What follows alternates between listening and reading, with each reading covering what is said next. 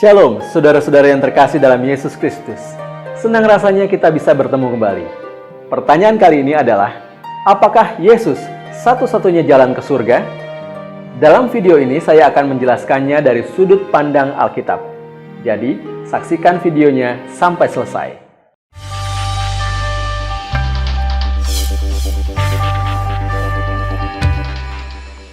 Saya ini pada dasarnya orang baik. Karena itu, saya akan masuk surga. Oke, saya melakukan beberapa hal tidak baik, tapi saya melakukan lebih banyak hal yang baik. Jadi saya akan masuk surga. Allah tidak akan memasukkan saya ke neraka hanya karena saya tidak hidup sesuai dengan apa yang dikatakan Alkitab. Zaman sudah berubah. Hanya orang yang betul-betul jahat, seperti orang yang suka mengganggu anak-anak dan pembunuh yang masuk neraka. Ya, itu adalah alasan-alasan yang sering dikemukakan orang. Namun kenyataannya, semuanya itu adalah kebohongan. Iblis, penguasa dunia, menanamkan konsep-konsep itu dalam pikiran manusia.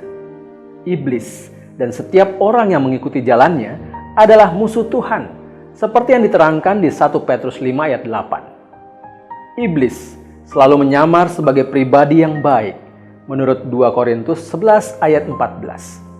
Tetapi dia menguasai semua pikiran orang yang bukan milik Tuhan, yaitu orang-orang yang tidak percaya, yang pikirannya telah dibutakan oleh ilah zaman ini. Sehingga mereka tidak melihat cahaya Injil tentang kemuliaan Kristus yang adalah gambaran Allah. Itu definisi Paulus di 2 Korintus 4 ayat 4. Adalah sebuah kebohongan kalau dikatakan bahwa Allah tidak peduli pada dosa-dosa kecil dan bahwa neraka disediakan hanya bagi orang jahat. Segala macam dosa memisahkan manusia dari Allah, termasuk dusta kecil dan putih. Setiap orang sudah berdosa dan tidak seorang pun dapat masuk ke surga dengan usahanya sendiri, ungkap Paulus di Roma 3 ayat 23. Masuk ke surga tidak pernah berdasarkan apakah kebaikan kita lebih banyak dari kejahatan kita. Kalau itu parameter yang dipakai, maka semua manusia akan gagal masuk surga. Tetapi jika hal itu terjadi karena kasih karunia, maka bukan lagi karena perbuatan. Sebab jika tidak demikian, maka kasih karunia itu bukan lagi kasih karunia. Jelas Paulus di Roma 11 ayat 6. Tidak ada perbuatan baik yang bisa mengantar manusia masuk surga.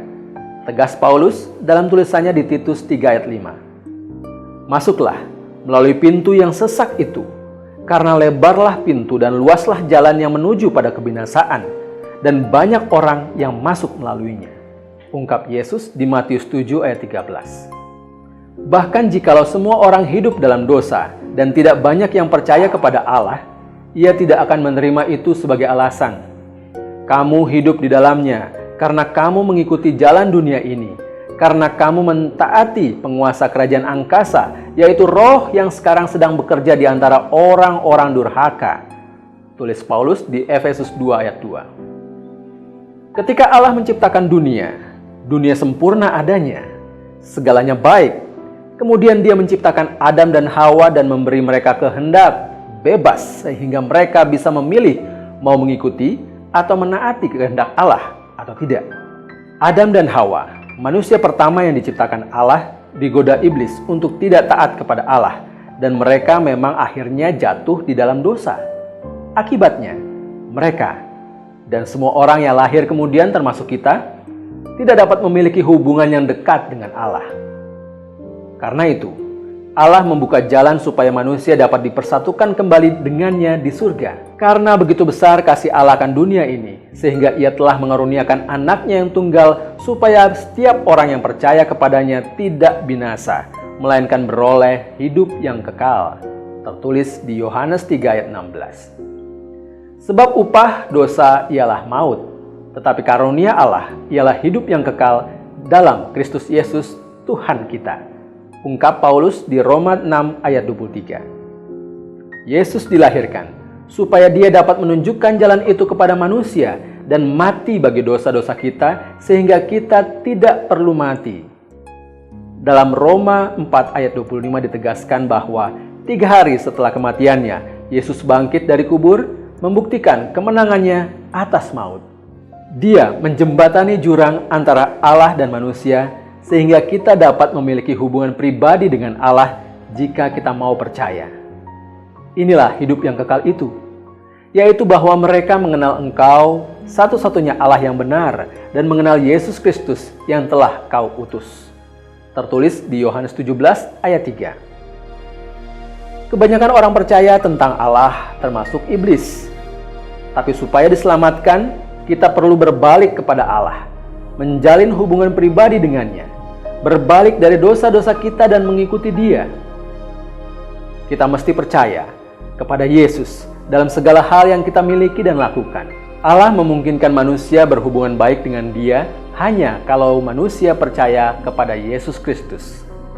Allah berbuat itu untuk semua orang yang percaya kepada Kristus, sebab tidak ada perbedaannya. Seperti yang dijelaskan oleh Paulus di Roma 3 ayat 22. Alkitab mengajarkan bahwa tidak ada jalan lain untuk mendapatkan keselamatan selain melalui Yesus Kristus.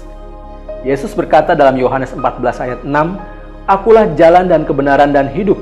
Tidak ada seorang pun yang datang kepada Bapa kalau tidak melalui Aku."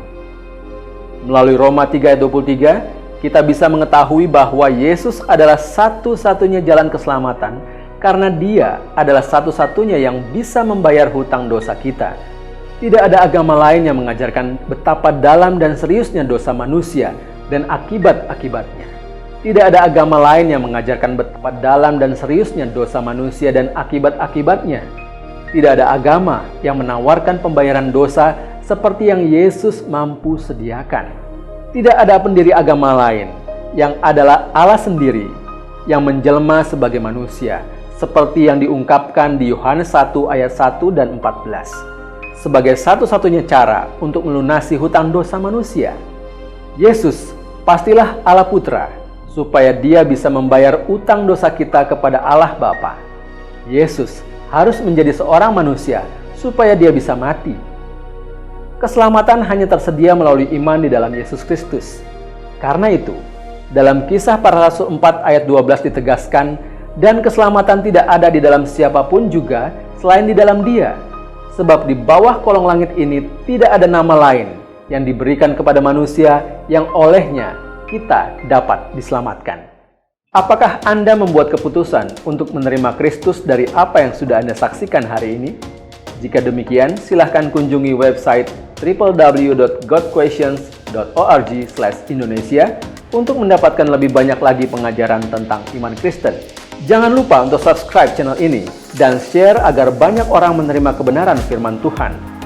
Jika Anda mempunyai pertanyaan, silahkan tuliskan di kolom komentar di bawah ini. Tuhan Yesus memberkati.